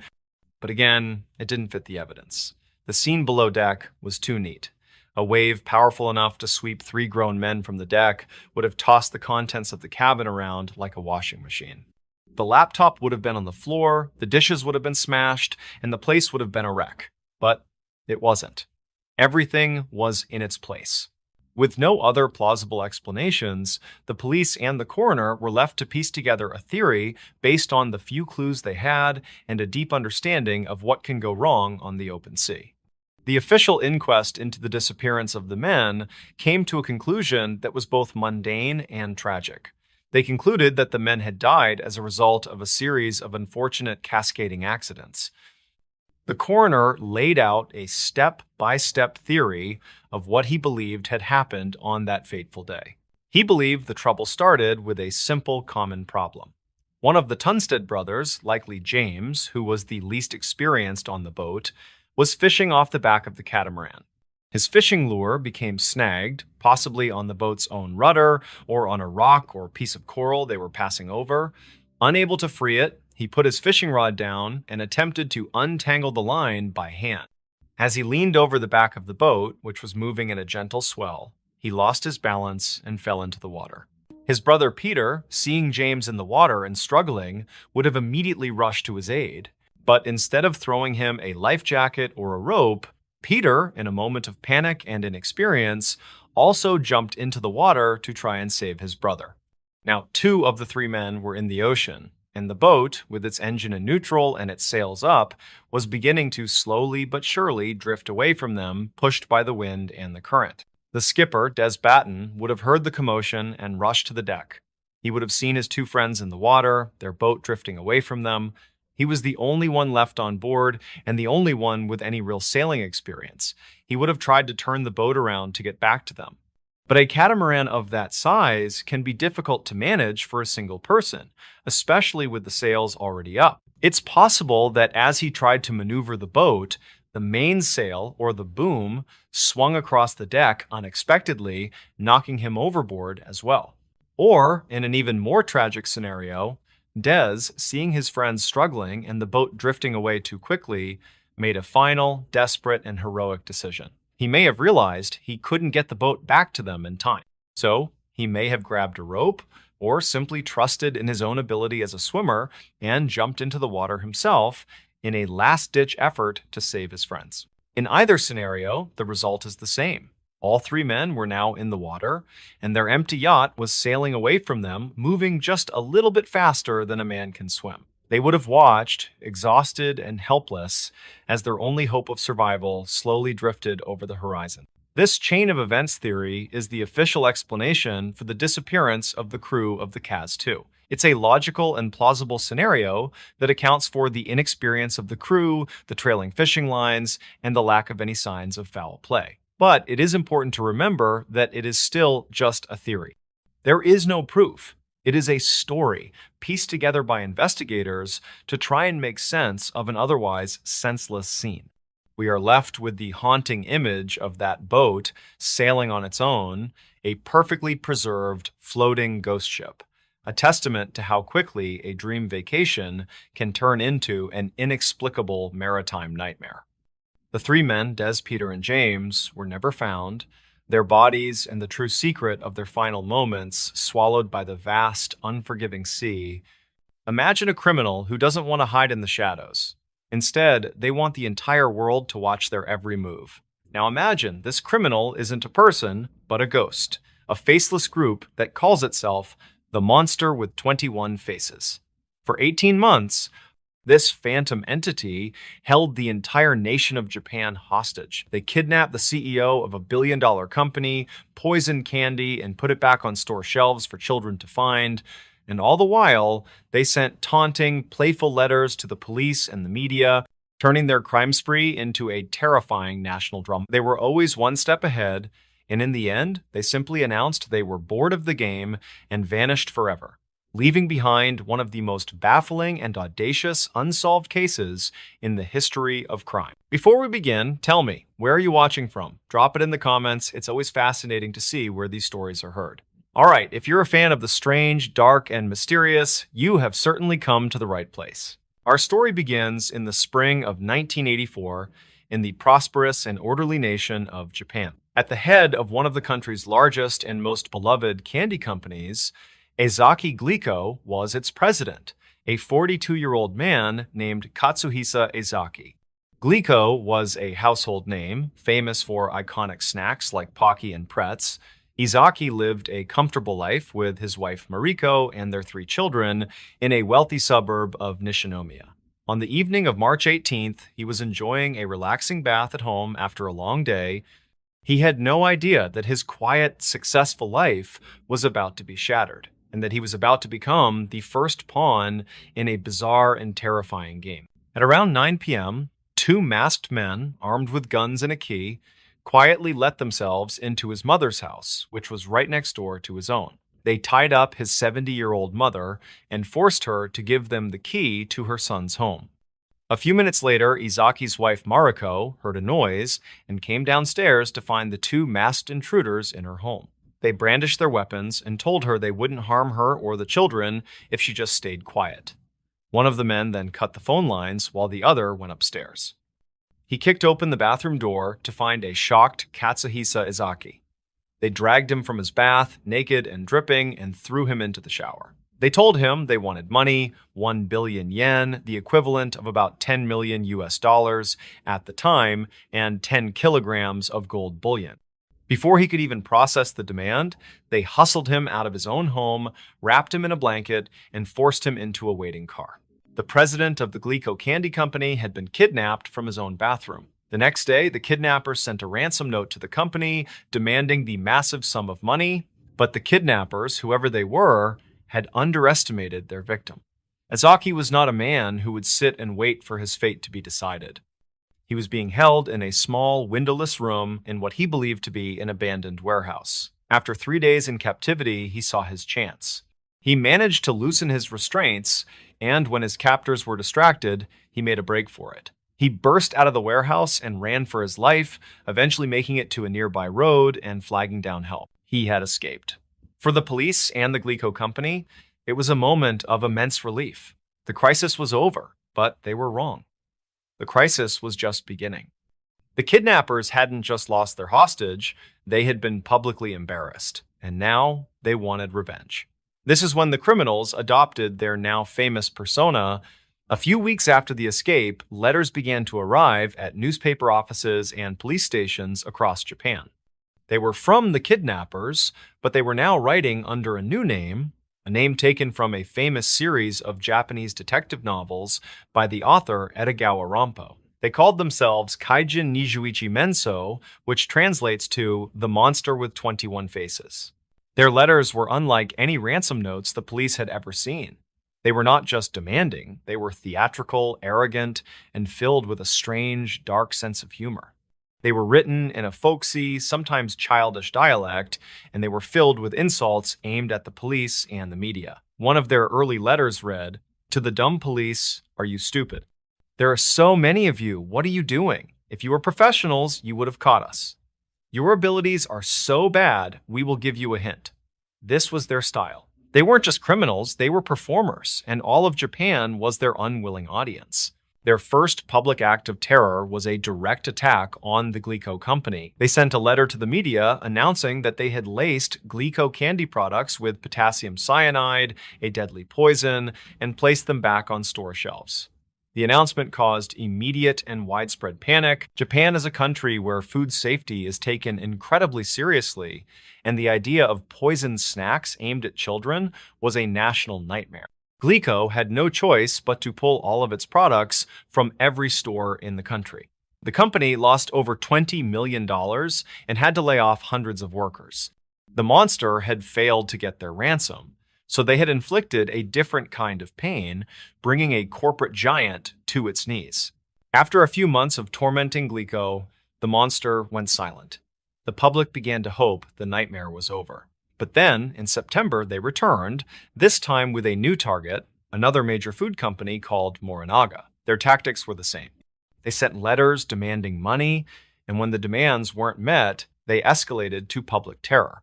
But this time, they did something even more sinister. They didn't just claim times to have poisoned the candy, they showed the world they had actually done it. They sent letters to news outlets across the country, telling them the exact stores, and in some cases, the exact locations on the shelves where they had placed the poisoned products. A frantic race would begin, with reporters and police officers rushing to the named stores, and they would find them. Boxes of Morinaga candy, just as the monster had described, but with a new, professionally printed label on them that read, in Japanese, "Danger contains toxins. You will get sick if you eat this." The monster with 21 faces. It was a brilliant and diabolical act of psychological warfare. They weren't actually trying to kill anyone. They were proving that they times could asterisk. They were showing the entire country that they had the power to place poison in the hands of any child at any time. The fear was palpable. Candy sales plummeted across the country. Stores started pulling all Morinaga products from their shelves. The monster was in complete control. They expanded their campaign, sending threatening letters to Marudai Ham and House Foods Corporation, two other massive food companies. The Japanese food industry was in a state of siege. The National Police Agency, meanwhile, was engaged in the largest and most frustrating manhunt in the country's history. They had over 1,000 investigators working the case full-time. But they were chasing a ghost. The monster was incredibly skilled at covering their tracks. The letters were typed on an old Japanese typewriter, making them untraceable. They used public payphones for their calls. But the police did have a few agonizingly close calls. On two separate occasions, they arranged for a money drop with the criminals. Both times, the police were outsmarted. In one instance, a police officer was instructed to board a train and look for a man carrying a white flag. He was then supposed to follow that man to the drop-off point. The officer boarded the train, but he described the scene as chaotic, with so many people that he couldn't properly identify the contact. The drop was a failure. Their best, and ultimately most frustrating, lead came in the form of a security camera video. After the monster had claimed to have poisoned candy in a grocery store, police reviewed the security tapes. On the video, they saw a man in a baseball cap and glasses placing a box of Glico chocolate on a shelf. The man was ordinary looking, with neatly combed hair and a slight build. But witnesses who had seen him in the store described his eyes as being like those of a fox. The police released a sketch of the man, who immediately became known as the Fox-Eyed Man. His face was plastered on every television screen and in every newspaper in Japan. He became the public face of the monster, but despite the nationwide manhunt, he was never identified. The crime spree continued for 18 long, terrifying months. And then, just as suddenly as it began, it ended. In August of 1985, the monster sent their final letter to the media. The tone was, once again, bizarrely nonchalant. It read, "Japan has become hot and humid, so we decided to forget about torturing food companies. After this, we will not threaten any more companies." They mocked the police one last time for their failures and then ended the letter with a strange, almost childish sign-off. "We are bad guys," which means we have more things to do than bully companies. It is fun to lead a bad man's life. The monster with 21 faces. And with that, they were gone. They never sent another letter. They never made another threat. The most notorious criminal entity in Japanese history had simply announced they were finished playing their game and had vanished back into the shadows from which they came. The case went cold, but the story has one final, tragic chapter. 1 year after the monster's final letter, in August of 1986, the police superintendent in charge of the investigation, a man named Yamamoto, walked into his backyard and took his own life. He left a note expressing his deep shame and sorrow for having failed to catch the monster. It was the ultimate, heartbreaking victory for the criminals. They had not only gotten away with their crimes, but they had driven the man hunting them to his death. To this day, the identity of the monster with 21 faces remains completely unknown.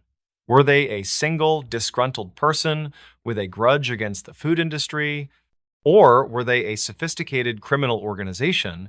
The skill and planning involved suggest a group, but the unique, singular voice in the letters suggests a single mastermind. They terrorized a nation, caused over $1 billion in economic damages, and ran circles around the police for a year and a half, all without ever being caught. They played their game, they won, and then they simply walked away, leaving behind a strange, dark, and utterly baffling mystery. In the darkest days of the Great Depression, while America was on its knees, a city known for its industrial might found itself haunted by a new kind of fear. It wasn't the fear of losing a job or a home. It was something far more primal. A phantom was stalking the forgotten corners of Cleveland, a killer who didn't just take lives, he erased them. He hunted the poor and the transient, the people no one would miss, and he would dismember their bodies with the skill of a surgeon, leaving behind only their torsos to be discovered in the grim shanty towns. This monster, who became known as the Mad Butcher, challenged the most famous lawman in America, and in the end, he vanished without a trace, leaving behind a legacy of terror and one of the most chilling unsolved crime sprees in the nation's history. Before we begin, tell me, where are you watching from? Drop it in the comments. It's always fascinating to see where these stories are heard. All right, if you're a fan of the strange, dark, and mysterious, you have certainly come to the right place. To understand this story, you first have to understand the city where it took place. The Cleveland of the 1930s was a city of stark contrasts. On one hand, it was a powerhouse of American industry, a place of soaring skyscrapers, wealthy industrialists, and civic pride. But beneath that gleaming surface was a dark underbelly, a world shaped by the crushing weight of the Great Depression. Thousands of people were out of work, living in poverty and despair, and the epicenter of this despair was a place called Kingsbury Run. Kingsbury Run wasn't really a neighborhood, it was more like a scar running through the heart of the city. It was a long, polluted creek bed that snaked through the industrial valley, flanked by railroad tracks and grimy factories. In the shadow of the city's progress, a massive shantytown had sprung up. Hundreds, if not thousands of people lived there in makeshift shacks built from scrap metal, cardboard, and wooden crates. It was a place for the forgotten, the unemployed, the drifters, the alcoholics, the people who had fallen through the cracks of society. It was a grim, lawless place, full of shadows and secrets. And it was here, in this forgotten world, that a monster found his hunting ground. Our story officially begins on September 23rd, 1935. Two teenage boys were walking along the edge of Kingsbury Run when they stumbled upon a horrific discovery. Lying in the weeds was the naked lower half of a man's torso. A short distance away, they found the upper half. The man's head and all of his limbs were gone. He had been expertly dismembered, and his body had been completely drained of blood. The police were called, and they were baffled.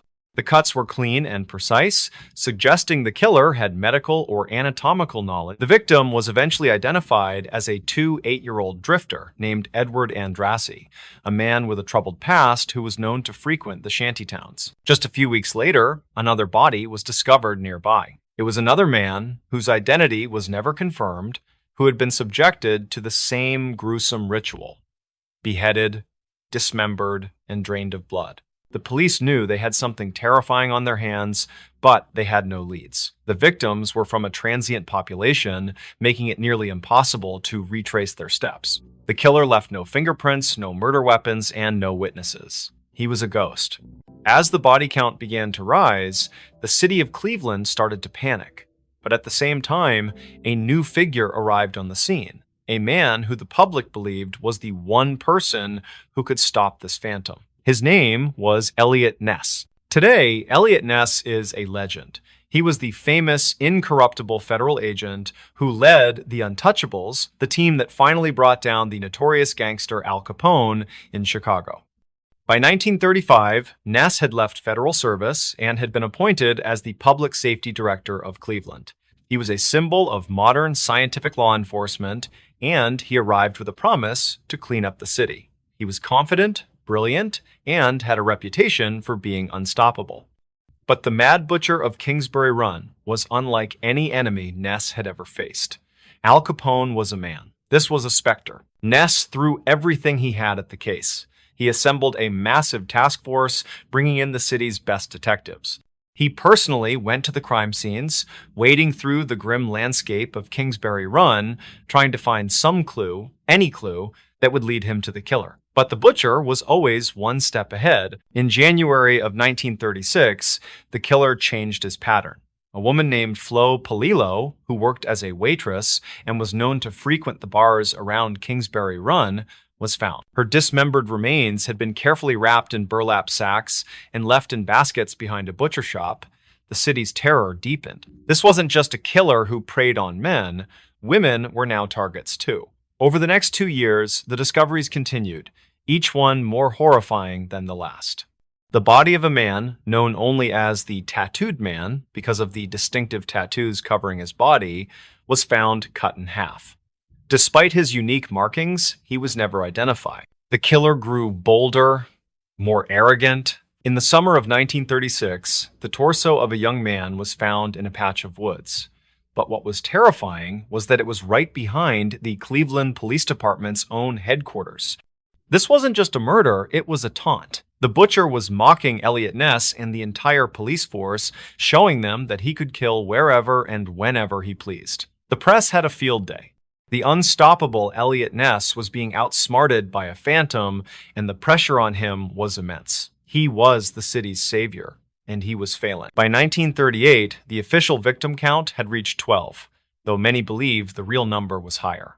Ness was a desperate man. He knew the killer was using the anonymous, chaotic nature of the Kingsbury Run shantytown as his personal camouflage. He was hiding among the forgotten, preying on them, and using the desolate landscape to dispose of their remains. So, Ness made the most controversial decision of his career. If he couldn't find the monster in the labyrinth, he would burn the labyrinth to the ground. On August 18, 1938, Ness led a massive police raid on Kingsbury Run. Over 300 officers descended on the shantytowns. They rounded up and interrogated 63 men. But this was more than an investigation, it was an eviction. After the interrogations, Ness gave the order.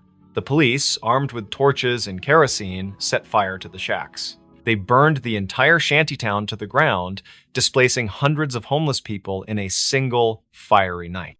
Ness's justification was that he was sanitizing the killer's hunting ground, destroying his lair. It was a brutal, desperate act, and while it was heavily criticized, one fact remains undeniable. After the burning of the shantytown, the canonical murders of the Cleveland torso murderer stopped. But Ness was not satisfied. He may have stopped the killings, but he hadn't caught the killer.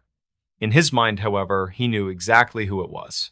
His prime suspect was a man named Dr. Francis Sweeney. Dr. Sweeney was, on the surface, a brilliant and respectable man. He was a surgeon who had served in a medical unit during World War I, where he had performed countless battlefield amputations. He was a man who knew the human body intimately, but after the war, Sweeney was a broken man. He suffered from severe alcoholism and had a history of mental breakdowns. He was known to have a violent temper, and his personal and professional life had completely fallen apart. And crucially, he lived with his family in a home that was directly overlooking Kingsbury Run. Ness became obsessed with Sweeney. The man had the surgical skill, the knowledge of anatomy, and the proximity to the crime scenes. He fit the profile perfectly. But Ness had no physical evidence to tie him to the crimes. So, he did something highly unorthodox. He secretly took Dr.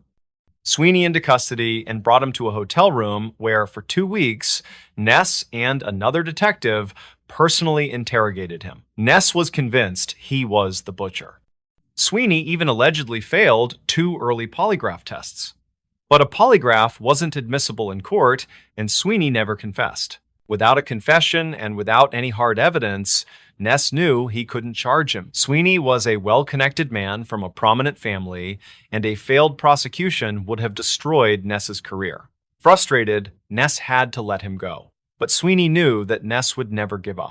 Shortly after the interrogation, Dr. Francis Sweeney voluntarily committed himself to a mental institution.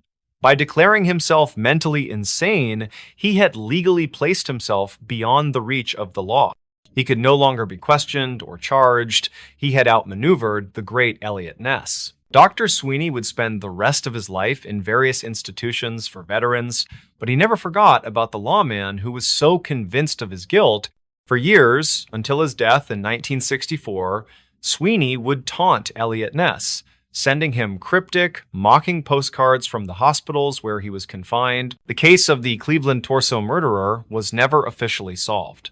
No one was ever charged, and the true identity of the killer remains a mystery. But for Elliot Ness, the case was a personal failure that would haunt him for the rest of his life. He had faced down the Chicago mob and won, but he was defeated by a single, shadowy figure who was either a brilliant, insane surgeon or someone else entirely who simply vanished back into the shadows from which he came.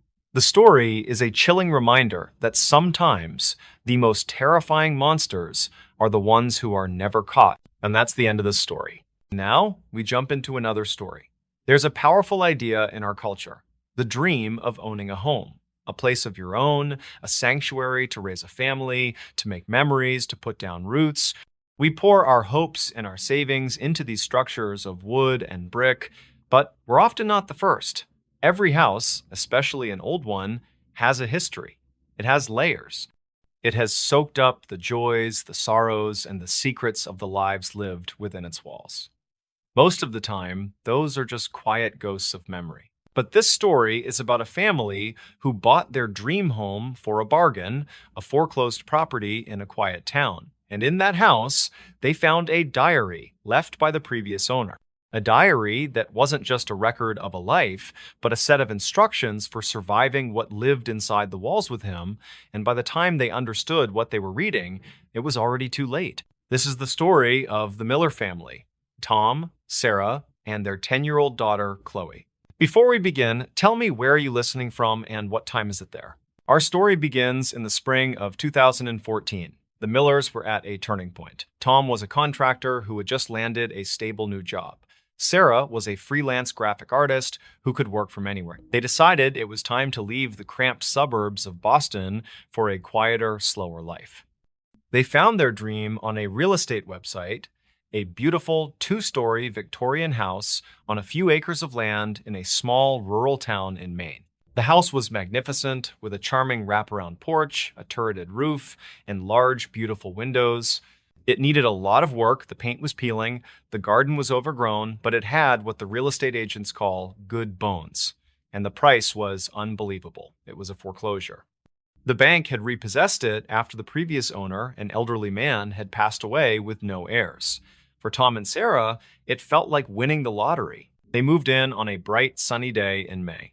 The house was even better in person, but there was a certain melancholy that clung to the place. The air inside was still and heavy with the feeling of abandonment. And they noticed the neighbors were reserved, polite, but they wouldn't make eye contact for long, and they were reluctant to talk about the previous owner, a man they only referred to as Mr. Barrow. Tom, being a contractor, was excited to get to work. He started with the master bedroom, which had some significant water damage in the closet. As he was tearing out a section of damp drywall, his crowbar hit something solid. It wasn't a stud or a pipe. Behind the wall was a small hidden cavity, and nestled inside was a small leather-bound journal. It was old, the cover worn smooth with time, but it was in perfect condition. It wasn't locked. That evening, after Chloe was asleep, Sarah, whose curiosity always outweighed her caution, sat down in the living room with a cup of tea and opened the journal. The handwriting inside was elegant, precise cursive, written in fountain pen ink. It was, as they had guessed, the diary of the previous owner, Joseph Barrow. The first dozen entries were exactly what she expected. They were dated from 5 years prior. Joseph wrote about his quiet life with his wife, Mary. He wrote about his love for the house, his passion for his garden, his daily routines.